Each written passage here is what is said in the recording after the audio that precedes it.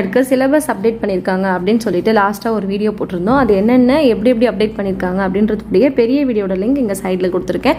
அதில் எடுத்த ஒரு குட்டி விஷயம் தான் இது. இந்த இலை பெயர் வகை அப்படின்னு சொல்லி எடுத்துக்கிட்டோம் அப்படின்னா லாஸ்ட் இயர் புக்கில் வந்து ஒரு பேராகிராஃப் மாதிரி கொடுத்துருந்தாங்க. அதை பார்க்கும் போது நிறைய பேருக்கு கன்ஃபியூஷனாக இருக்கும் எது என்னன்னு சொல்லிட்டு. பட் இந்த இயர் புக்கில் எவ்வளோ கிளியராக கொடுத்துருக்காங்க பாருங்கள். இலை பெயர் வகை, அதாவது இந்த மாதிரி இருக்குது, அந்த மாதிரி இலையோட ஷேப்ஸ் பார்த்தாலே உங்களுக்கு தெரியும். அது வேப்ப இலை, புளி, வேம்பு. இந்த புளிய மரத்தது, வேப்ப மரத்தது இதெல்லாம் பார்த்தீங்கன்னா இலை.